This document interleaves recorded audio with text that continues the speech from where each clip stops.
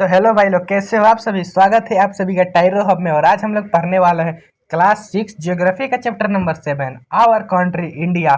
इसमें हम लोग पढ़ेंगे अपने देश भारत के बारे में। तो देखो, आप सभी को पता है कि हमारा जो देश है उसमें बहुत ज़्यादा जियोग्राफिकल एक्सपेंशन है। अब जियोग्राफिकल एक्सपेंशन क्या होते हैं, तो देखो, जियो मतलब अर्थ, ग्राफी मतलब आपको पता है इसका चित्र, और इसके एक्सपेंशन मतलब कहीं पर यहाँ पर पहाड़ है तो कहीं पर प्लेन जगह है, कहीं पर प्लेट्यूज है। प्लेट्यूज के बारे में पिछले चैप्टर में आपको बताया गया है। और कहीं पर समुद्री तट है, घाट है। तो देखो, जो हमारा देश इंडिया है ना, उसके उत्तर साइड में ऊपर की ओर हिमालय से घिरा हुआ है ये हमारा देश। और इसी तरह से पूरब में अगर जाए ईस्ट साइड में, तो यहाँ पर बंगाल की खाड़ी है। पश्चिम साइड में अरब सागर है। दक्षिण में नीचे की ओर इंडियन ओशन हिंद महासागर है। ठीक, और हमारा देश एक पेनिनसुला है। पेनिनसुला उस जमीन के टुकड़े को कहते हैं, उस जमीन को कहते हैं जो कि 3 साइड से पानी से घिरा हुआ हो। तो हमारा देश 3 साइड से घिरा हुआ है पानी से, ईस्ट में, पूरब में, पश्चिम में और दक्षिण में। ठीक, तीनों साइड पानी से घिरा हुआ है, तो हमारा देश एक पेनिनसुला है। ठीक, इस बात को आप ध्यान रखना। और इसके साथ क्या है, हमारे जो देश की क्षेत्रफल है वो 3.28 मिलियन स्क्वायर किलोमीटर है। और इसी के साथ साथ हमारा जो देश है वो दुनिया का 7वां सबसे बड़ा देश है। द नॉर्थ साउथ एक्सटेंट, अब देखो, कश्मीर से कन्याकुमारी तक, यहाँ से देखा जाए तो देखो, यहाँ पर है अपना कश्मीर और यहाँ पर है कन्याकुमारी। यहाँ से कन्याकुमारी तक 3200 किलोमीटर है, 3200 किलोमीटर। और इसी तरह से यहाँ पर अरुणाचल प्रदेश है। अरुणाचल प्रदेश से यहाँ पर गुजरात के आखिरी छोर कच्छ तक 2900 के करीब 2900 किलोमीटर है। एक बार देख लिया जाए, 2900 किलोमीटर है। The lofty mountains, the great Indian deserts, अब देखो, बहुत बड़े बड़े पहाड़ पहाड़ यहाँ पर रेगिस्तान मौजूद है, विशाल रेगिस्तान, नॉर्थन प्लेन्स समतल जमीनें, और अनइवन प्लेट्यूज सरफेस, यानी कि जो प्लेट्यूज भी हैं जो कि टेबल जैसे लैंड होते हैं, जिसको आप बड़े बड़े घाटी बोल सकते हो। तो जो प्लेट्यूज भी है उनका भी जो लेवल है वो बराबर नहीं, कहीं पर ऊंचे हैं, कहीं के प्लेट्यूज बड़े हैं।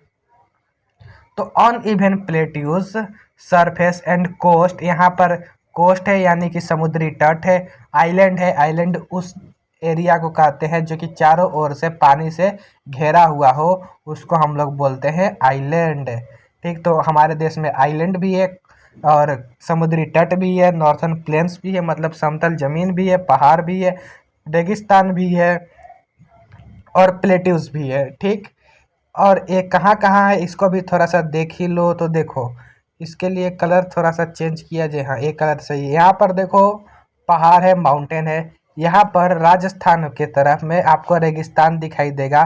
ठीक, तो दो चीज़ मिल गया। इस तरफ में बिहार, उत्तर प्रदेश, दिल्ली की तरफ में प्लेन सरफेस आपको दिखाई देगा। फिर इस तरफ में आपको प्लेट्यू दिखाई देगा। इतना आपको दिखाई दिया। अब थोड़ा सा नीचे चलते हैं। अब देखो, ये जो एरिया आएंगे वो समुद्री तट होंगे, समुद्र के किनारे हैं। और ये भी लक्षद्वीप भी हमारा ही देश है, हमारा ही पार्ट है, तो ये आइलैंड हुआ। फिर से इधर देखो, अंडमान एंड निकोबार आइलैंड, ये भी आइलैंड है। तो हमारे देश में हर तरह के जो मेजर लैंड फॉर्म्स है वो अवेलेबल है। और यहाँ पर इसी के साथ साथ क्लाइमेट, वेजिटेशन, वाइल्ड लाइफ, और ये सब तो खैर ठीक है। क्लाइमेट अलग है, कहीं पर गर्मी पड़ती है ज़्यादा, कहीं पर ठंडी ज़्यादा पड़ती है, कहीं पर एक तरह के पेड़ पौधे उगते हैं, तो कहीं पर बाघ है तो कहीं पर शेर है। मतलब कि वाइल्ड लाइफ अलग अलग है, यहाँ पर पेड़ पौधे, वेजिटेशन अलग अलग है, क्लाइमेट तो अलग अलग है ही। इसके साथ साथ यहाँ पर लोग भाषाएं भी अलग अलग बोलते हैं। बिहार में भोजपुरी बोली जाती है, हरियाणा में हरियाणवी बोली जाती है। मतलब ऐसा कहा जाता है अपने देश के बारे में कि आप यहाँ से 20 किलोमीटर 50 किलोमीटर दूर जाओ और आपको भाषा अलग दिखाई पड़ेगी। मतलब इतनी अलग अलग तरीके की भाषा हमारे देश में मौजूद है। ठीक, इन दिस डाइवर्सिटी, इस विविधता में वी फाइंड यूनिटी। अब देखो इतने अलग अलग तरीके के लोग हैं, कोई हिंदू है, कोई मुस्लिम है, कोई गर्म जगह पर रहता है, कोई ठंडा जगह पर रहता है, कोई हिंदी बोलता है, कोई इंग्लिश बोलता है, कोई पंजाबी बोलता है, कोई मराठी बोलता है। इतने अलग अलग तरीके के लोग हैं हमारे देश में, फिर भी हम लोग एक साथ रहते हैं, हम लोग एक साथ भाई भाई की तरह रहते हैं, जो कि हमारे देश की मजबूती है। और यही यूनिटी, यही एकता हमारे देश को एक नेशन में, एक राष्ट्र में बांध कर रखी है। इंडिया की जो पॉपुलेशन है वो 120 करोड़ से भी अधिक है।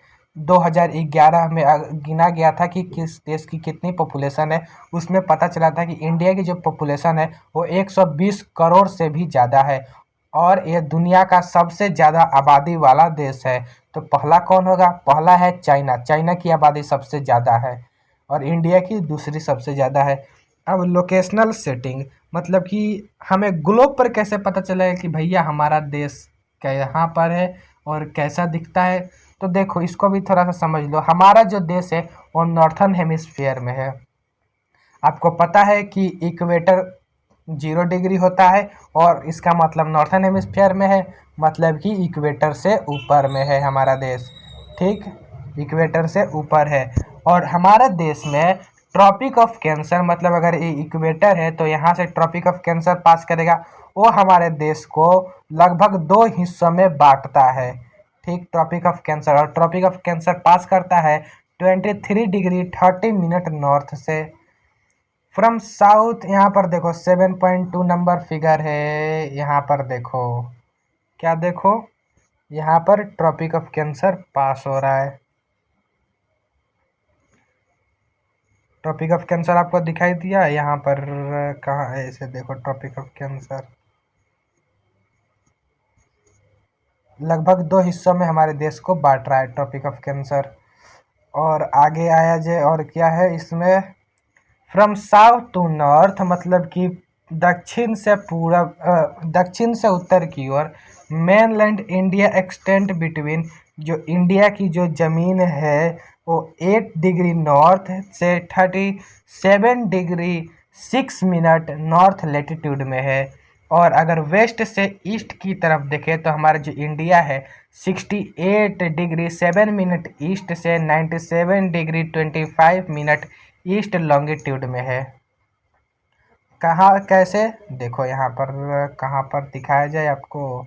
नीचे में ही देखो, यहाँ पर देखो कैसे लिया गया है। साउथ में इस तरीके से लिया गया है, यहाँ पर कितना डिग्री है, और नॉर्थ में यहाँ से लिया गया है, और ईस्ट में यहाँ से लिया गया है। देखो यहाँ से वेस्ट में यहाँ से लिया गया है। ठीक, ये समझ में आया आपको कितने डिग्री लॉन्गिट्यूड और लैटिट्यूड पर है? लैटिट्यूड और लॉन्गिट्यूड हम लोग चैप्टर नंबर शायद 2 में ही पढ़े हैं। India, if you divide the world into eastern and western hemisphere. अब देखो हमें पता है कि जो इंग्लैंड है, इंग्लैंड में एक जगह है ग्रीनविच, रॉयल ब्रिटेन यूनिवर्सिटी या म्यूजियम के पास है। तो वहाँ पर प्राइम मेरिडियन पास करता है 0 डिग्री पर। और हमारा जो इंडिया है, इंडिया जो हमारा है वो इस तरफ में, ईस्ट साइड में, और इधर वेस्ट साइड है। तो अगर हम पूरी दुनिया को 2 भाग में, पश्चिम और पूरब में बांट दें तो हमारी जो इंडिया होगा वो ईस्ट में दिखाई देगा, ईस्टर्न हेमिस्फीयर में दिखाई देगा। Due to great longitudinal extent about 29 degree there could be a wide difference in local time places. अब देखो यहाँ से यहाँ की दूरी बहुत ज़्यादा है। बहुत ज़्यादा होने के कारण यहाँ पर जो टाइम का डिफरेंस है, लॉन्गिट्यूडनल एक्सटेंट ज़्यादा है। यहाँ पर तुम्हारा लगभग 68 के करीब में है, और यहाँ पर 97 के करीब में है। तो यहाँ पर दूरी बहुत ज़्यादा है। तो इसलिए यहाँ पर जो टाइम का डिफरेंस है वो 2 घंटे बढ़ जाता है। मतलब अरुणाचल प्रदेश में इस एरिया में सूरज 2 घंटा पहले दिखाई पड़ता है, और इस एरिया में सूरज 2 घंटा लेट से दिखाई देता है। तो सोचो एक ही देश में 2 अलग अलग टाइम कैसे हो सकता है? यहाँ पर तो 12 बजेगा तो 2 घंटे पहले आपको दिखाई देगा, क्योंकि 12 कब बजेगा, जब जो सूरज होगा वो पूरे आपके सर के ऊपर होगा। तो इन भाई साहब के पास तो सूरज जल्दी सर के ऊपर चल जाएगा, तो यहाँ पर 2 घंटा आपको पहले दिखाना पड़ेगा और यहाँ पर 2 घंटा बाद दिखाना पड़ेगा, 12 2 घंटा लेट बजाना पड़ेगा। तो इसलिए हमारे देश के लोगों ने क्या किया, जो तेज तर्रार साइंटिस्ट वगैरह थे, उन्होंने क्या किया कि ना इसका बात माना ना इसका बात माना, दोनों का ऐसे किया और इसके बीच से एक लाइन पार दिया यहाँ से, और यहाँ पर जो टाइम होगा ये भी मानेंगे और ये भी मानेंगे, ये बीच का टाइम है। ठीक, इसको बोला गया इंडियन स्टैंडर्ड टाइम। ये हमने आपको एक्स्ट्रा थोड़ा नॉलेज दे दिया। वाइड डिफरेंस लोकल टाइम्स में हो जाता है, would be of about 2 hour का ये डिस्टेंस हो जाता है, ये हमने आपको बता दिया लोकल टाइम। भाई अब हमें पता है कि अगर हम 15 डिग्री बढ़ते हैं तो 4 मिनट का अंतर आ जाता है for every 1 degree, sorry 1 degree में 1 डिग्री अगर हम बढ़ते हैं तो 4 मिनट का अंतर आ जाता है। तो देखो यहाँ पर हमारा है 97 डिग्री और 68, यहाँ पर हमारा 90 डिग्री 97 पर है और ये है 68 पर। तो थोड़ा सा इधर छोटा करो, अब देखो हिसाब किताब कैसे लगता है।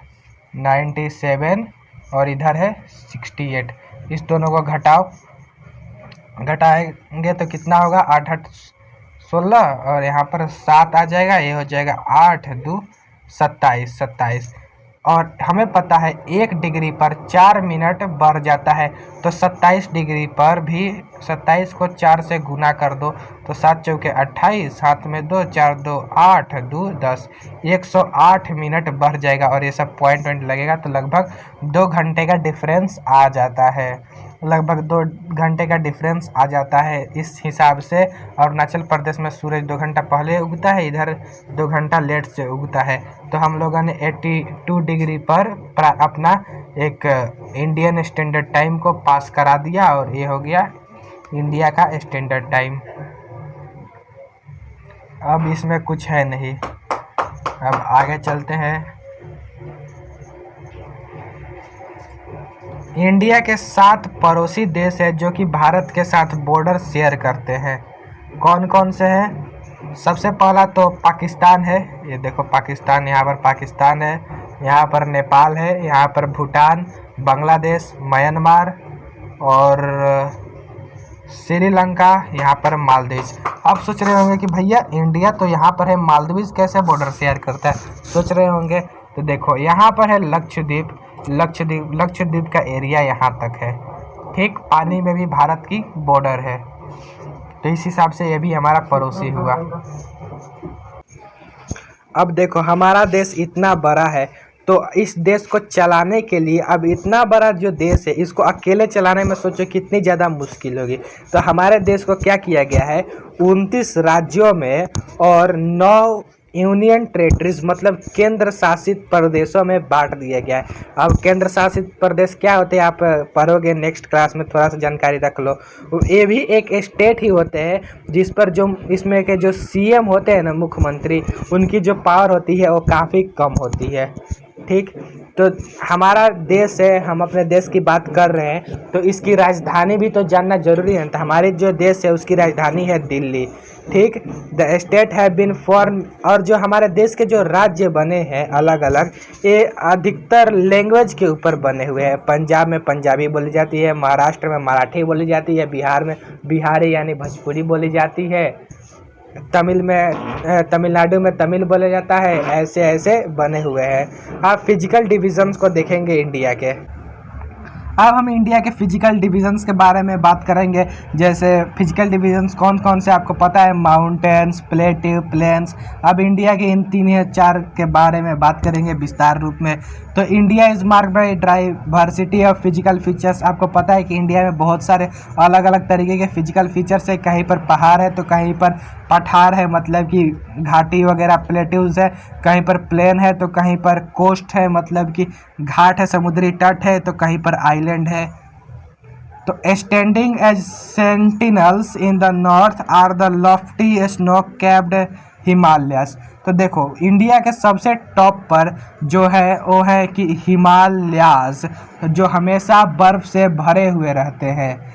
हिमालय का मतलब क्या होता है, देखो बर्फ़ को हिंदी में हिम बोला जाता है और घर को हिंदी में आलय बोला जाता है। दोनों मिलकर बनता है हिम प्लस आलय, हिमालय।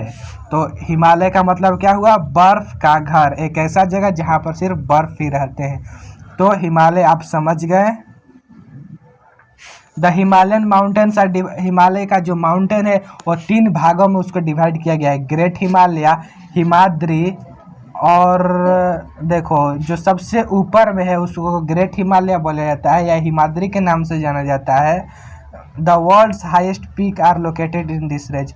और हिमाद्री और ग्रेट हिमालयस में ही माउंट एवरेस्ट, जो कि दुनिया की सबसे ऊंची चोटी है, ये स्थित है। उसके नीचे आते हैं मिडिल हिमालय, जिसको हिमाचल भी प्यार से बोला जाता है, ये हिमाद्री के नीचे में है। Popular hill stations are situated here. Himachal और मिडिल हिमालय दोनों एक ही चीज़ है। यहीं पर जो पॉपुलर हिल स्टेशंस होते हैं जहाँ पर लोग छुट्टी मनाने जाते हैं, ये यहीं पर पाए जाते हैं। अब ये मिडिल हिमालय से भी नीचे आता है शिवालिक, जो कि सबसे नीचे वाला रेंज है। ठीक, अब पहाड़ के बारे में, हिमालय के बारे में तो हम थोड़ा सा जान लिए, जितनी जानकारी 6 क्लास के लिए काफ़ी है। अब बात करते हैं नॉर्थर्न इंडियन प्लेन के बारे में, जो कि हिमालयस के नीचे में साउथ में। देख लो, एक सेकेंड आप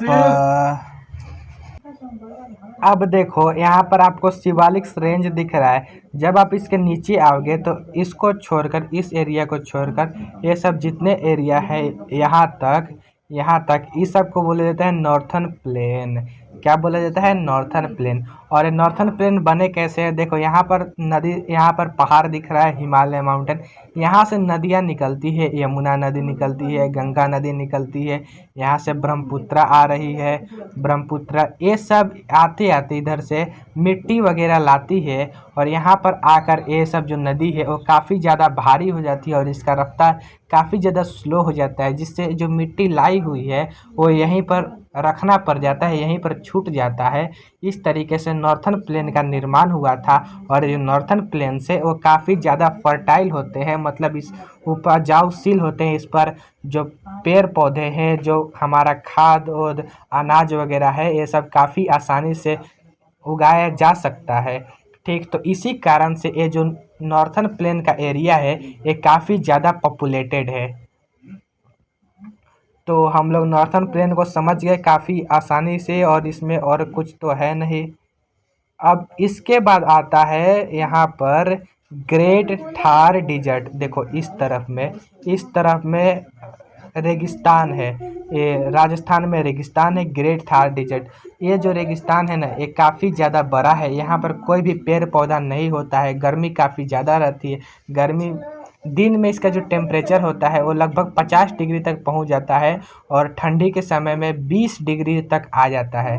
ठीक, तो इसलिए एक ही दिन में ऐसा होता है।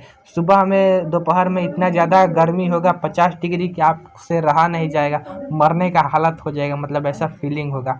और रात में देखोगे तो आपको कंबल ओढ़ना पड़ जाएगा, इतना ज़्यादा हालात ऐसे हो जाते हैं कि। अब देखो यहाँ पर रेगिस्तान बना कैसे है, ये आपके बुक में नहीं दिया है, लेकिन एक एक्स्ट्रा नॉलेज ले लो। देखो हमारे यहाँ जो पानी आता है, मतलब वर्षा जो आती है वो मानसून के वजह से आती है। मानसून कैसे आते हैं? जो इधर से आते हैं, एक सेकेंड यहाँ से देखो, जब मानसून की जो हवाएं आती है, जो समुद्र से हवाएं आती है, वो ऐसे आती है समुद्र से। ये तो इधर बारिश करवा कर इधर से ही वापस चल जाती है। ठीक, अब इसके लिए फिर से कलर चेंज करते हैं। और दूसरी जो तरीके से हवा है, अब जो दूसरी तरीका से है वो हवा ऐसे आती है, बारिश करा देती है। अब जो राजस्थान तक पहुंचने वाली जो हवा है, वो राजस्थान इतना दूर हो जाता है कि हवा में पानी ही नहीं होता, सिर्फ वहाँ पर हवा बहकर निकल जाता है, उसके अंदर कोई पानी नहीं होता है, कोई वर्षा नहीं हो पाता है। ठीक, वर्षा कोई नहीं हो पाती है। और इधर से तो आएगा नहीं, क्योंकि इधर पाकिस्तान है, अफ़गानिस्तान है, तो क्या ज़मीन से पानी थोड़ी ना आएगा। तो इस कारण से यहाँ पर कभी वर्षा होती ही नहीं है। इसको वर्षा के लिए, यहाँ पर रेगिस्तान के लिए दूसरा था, यहाँ पर कभी वर्षा होती ही नहीं है, इसलिए ये जो ज़मीन है वो रेगिस्तान में बदल गया है। ठीक, और जो नदियाँ है हिमालय से वो ऐसे निकलती है, इधर कोई नदी नहीं जाती है। एक दो नदी है जो इधर से ऐसे पास हो जाती है, इस एरिया में कोई भी नदी नहीं आती है। इस कारण से ये जो एरिया है ये रेगिस्तान में परिवर्तित हो गया है और इस रेगिस्तान को बोला जाता है थार डेजर्ट। इसमें कोई भी लाइफ बहुत ही कम ही लोग रहते हैं। यहाँ पर वेजिटेशन बहुत ज़्यादा कम रहता है। कैक्टस वगैरह जो कांटेदार पौधे रहते हैं ये रहते हैं। यहाँ पर जो जानवर पाए जाते हैं वो सांप, बिच्छू, छिपकली वगैरह पाई जाती है। बस अब क्या है, अब देखो, अब थोड़ा सा अब हम लोग नीचे आते हैं इस एरिया में। तो यहाँ पर इस एरिया को बोला जाता है प्लेट्यू। ये जो प्लेट्यू है वो ट्रेंगुलर शेप के होते हैं। प्लेट्यूज ट्रेंगुलर शेप के होते हैं। यहाँ पर बहुत सारे हिल रेंजेस हैं। यहाँ पर एक अरावली रेंज है, अरावली रेंज।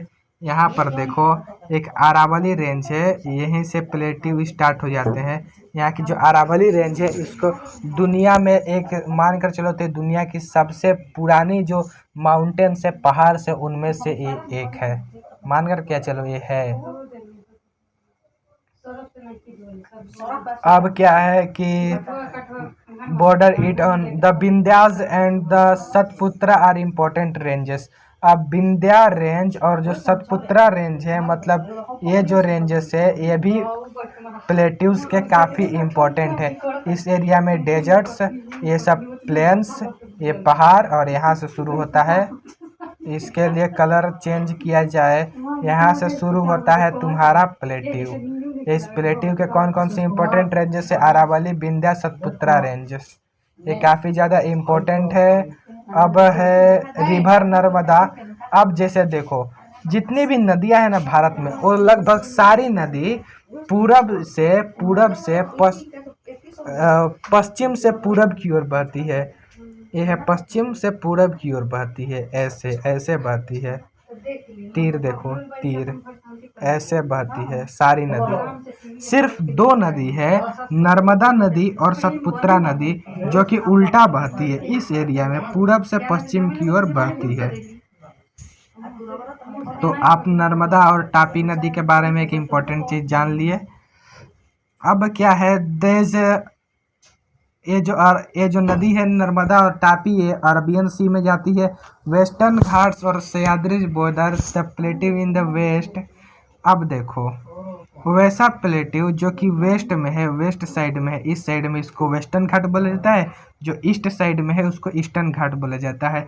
जो वेस्टर्न घाट से ना ये एक लंबे ऐसे पहाड़ की तरह जाते हैं, मतलब कंटिन्यूअस रेंज, लगातार ऐसे चलते जाते हैं, ऐसे लगातार चलते जाते हैं। और इस तरफ जो ईस्टर्न घाट है वो कहीं पर जैसे पहाड़ है, फिर कुछ किलोमीटर तक पहाड़ नहीं है, फिर पहाड़ है, फिर कुछ किलोमीटर तक पहाड़ नहीं है। तो ईस्टर्न घाट के एक हालात हैं। और ऐसे ईस्टर्न घाट्स और वेस्टर्न घाट्स को आप समझ गए। द प्लेट्यू, ये जो प्लेट्यू होते हैं ये काफ़ी ज़्यादा इनमें मिनरल होता है, इसमें कोल और आयरन और काफ़ी ज़्यादा होता है। The west of the western Ghat and east of eastern Ghat. अब देखो यहाँ पर आओ, इसको दिस इज राइट। हाँ, अब देखो यहाँ से जो वेस्टर्न घाट है और ईस्टर्न घाट है, तो वेस्टर्न घाट के जो पश्चिम में एरियाज आते हैं ये सब समुद्री तट है, समुद्र के किनारे, इसको कोस्टल प्लेन बोला जाता है। इसी तरह से ईस्टर्न घाट के जो पूरब में एरिया आते हैं उसको बोला जाता है पूर्वी तट, मतलब इस तरफ भी समुद्र है। यहाँ पर इस वेस्टर्न घाट के पश्चिम की ओर घाट है, समुद्री तट है, कोस्टल प्लेन से, और ईस्टर्न घाट के पूरब की ओर भी समुद्री प्लेन से, कोस्टल प्लेन से। अब क्या है, the western coastal plains are very narrow.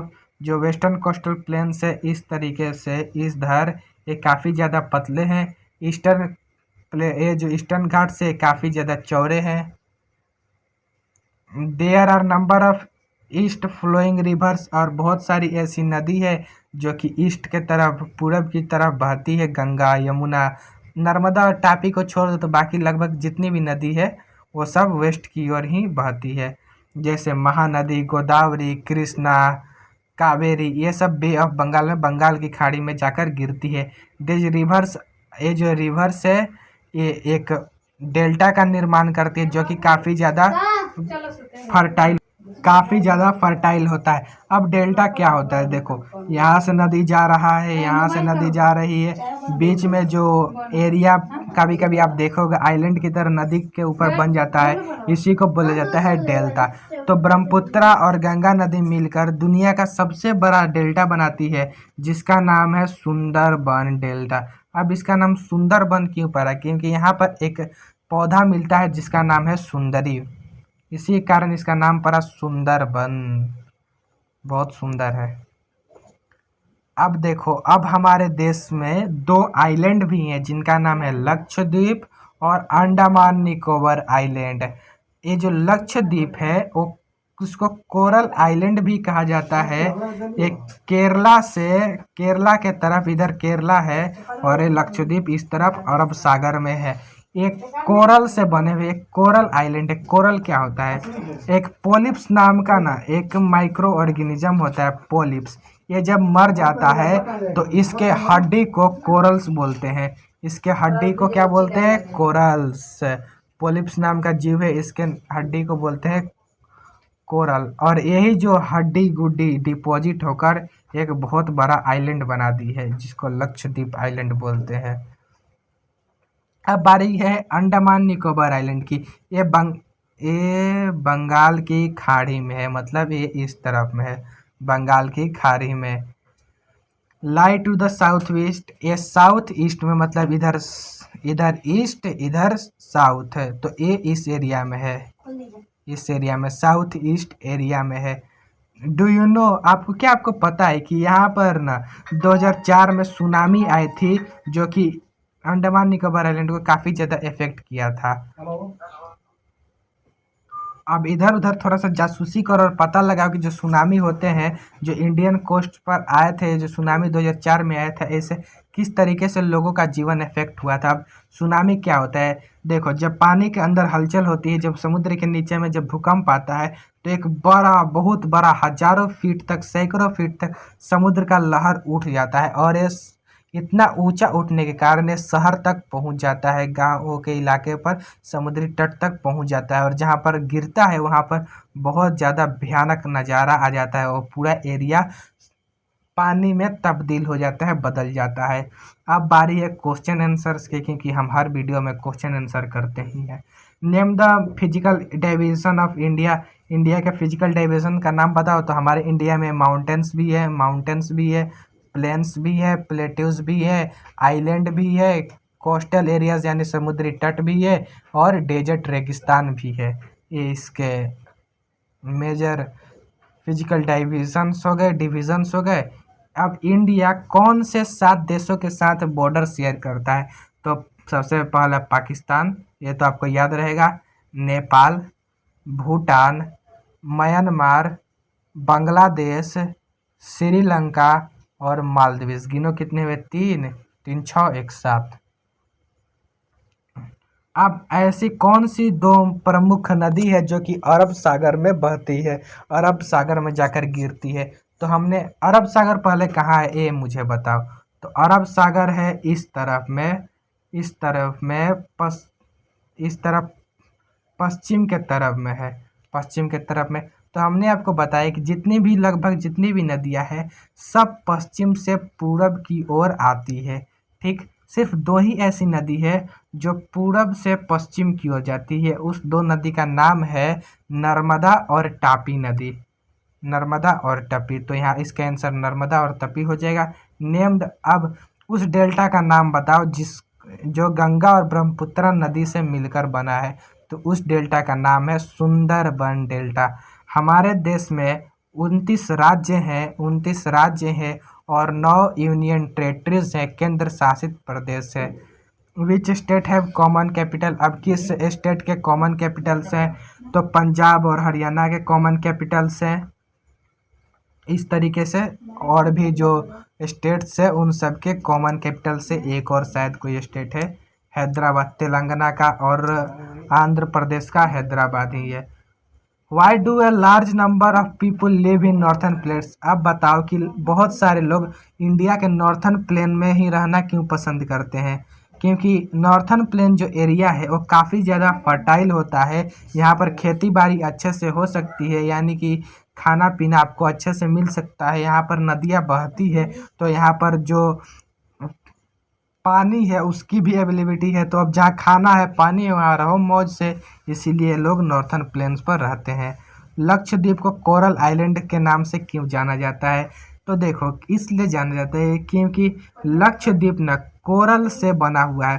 Polyps नाम के माइक्रो ऑर्गेनिजम्स होते हैं, वो जब मर जाते हैं तो उनके जो हड्डी होती है उसको कोरल बोला जाता है, और लक्षद्वीप आइलैंड जो है वो कोरल से ही बना हुआ है।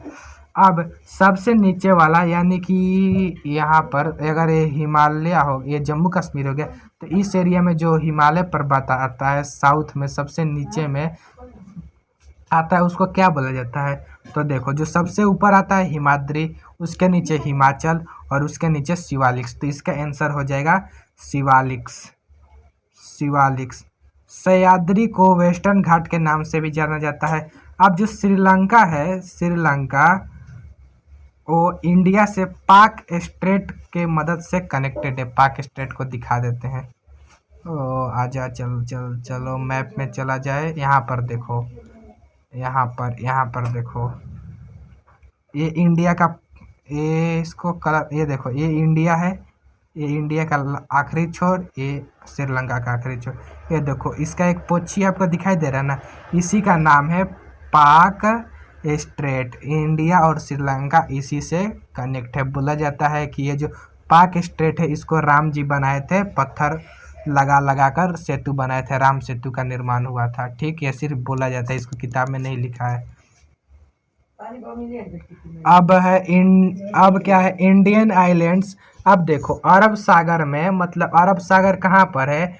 ये अरब है आपका वेस्ट में, वेस्ट में आपका अरब सागर है। तो वेस्ट में कौन सा आइलैंड है बताओ? वेस्ट में आइलैंड है लक्षद्वीप, अरबियन सी में लक्षद्वीप आइलैंड है। अब सबसे पुराना माउंटेन रेंज कौन सा है? तो अरावली। अरावली हिल सबसे पुरानी माउंटेन रेंज है इंडिया में, और दुनिया में सबसे पुरानी में से एक है। इंडिया की जो लैंड बाउंड्री है वो 3.28 मिलियन स्क्वायर किलोमीटर है। ग्रेटर हिमालय है उसको हिमाद्री के नाम से भी जाना जाता है। एरिया के टर्म में इंडिया का जो सबसे बड़ा स्टेट है वो है शायद से राजस्थान। एक सेकेंड, चलो इधर चलकर देख लेते हैं। Practical knowledge better than the theoretical. यहाँ पर देखो कौन सा आपको सबसे बड़ा दिखाई दे रहा है? जम्मू कश्मीर तो इतना छोटा है। लद्दाख यहाँ पर है। इसके ऊपर भी कुछ दिखाया गया है क्या?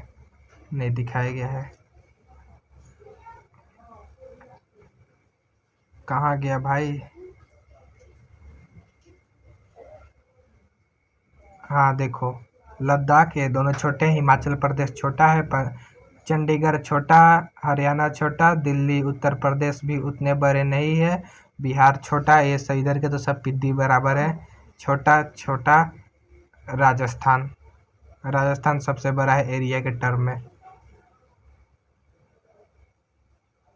अब क्या है? एरिया के टर्म में सबसे बड़ा राजस्थान है। नर्मदा रिवर जो है वो अरबियन सी में गिरती है। नर्मदा, और इसके साथ एक और नदी है जो कि और अरबियन सी में जाकर मिलती है, उसका नाम आप कमेंट सेक्शन में बताओ। चलो बता देता हूँ मैं, तापी नदी। तब से चिल्ला रहे हैं भैया। The latitude that run almost half way through India is. अब वैसा लैटिट्यूड जो कि इंडिया के लगभग बीच से जाता है उसको क्या बोला जाता है? उसको बोला जाता है ट्रॉपिक ऑफ कैंसर। हमने शुरू के पेज में ही पढ़ा है कि ट्रॉपिक ऑफ कैंसर जो है वो इंडिया को लगभग 2 हिस्सों में बांटता है। ये कहाँ पर पढ़े? यहाँ पर है देखो, ऑलमोस्ट हाफ मतलब लगभग आधे हिस्सों में पूरे देश को बांट देता है। अब क्या है, यहाँ पर है ट्रॉपिक ऑफ कैंसर को दिखाना है मैप पर, तो चलो इंडिया का मैप बना लेते हैं। ड्राइंग तो उतनी अच्छी है नहीं, ये लो मैप, चलो इतना तैयार है। ट्रॉपिक ऑफ कैंसर ऐसे बीच से पास करता है। स्टैंडर्ड मेरिडियन ऐसे ऊपर से पास करता है, बीच से उत्तर प्रदेश से होकर। आप किस स्टेट में रहते हो? तो भैया बिहार में रहते हो, दिल्ली में रहते हो, अमेरिका में रहते हो, जहाँ पर भी रहते हो बता दो। अंडमान आइलैंड इधर है, लक्षद्वीप इधर है, वेस्टर्न घाट के लिए कलर चेंज करो, वेस्टर्न घाट मेरा प्यारा है, वेस्टर्न घाट इधर, ईस्टर्न घाट इधर। ठीक, तो सारे क्वेश्चन आंसर को हमने कर लिया समाप्त। और भाइयों अगर आपको वीडियो अच्छी लगी हो तो आप करो लाइक और चैनल को करो सब्सक्राइब, क्योंकि आने वाले वीडियोस के नोटिफिकेशन आपको मिस भी तो नहीं करना है ना। सब्सक्राइब करो तो कौन सा आपका पैसा लगता है। तो मिलते हैं नेक्स्ट वीडियो में, तब तक के लिए अपना ध्यान रखो और चैनल को सब्सक्राइब करने बिना आप यहाँ से नहीं जाओ भाई। चैनल को सब्सक्राइब कर रहे हो, मिलते हैं नेक्स्ट वीडियो में, तब तक के लिए टाटा बाय बाय।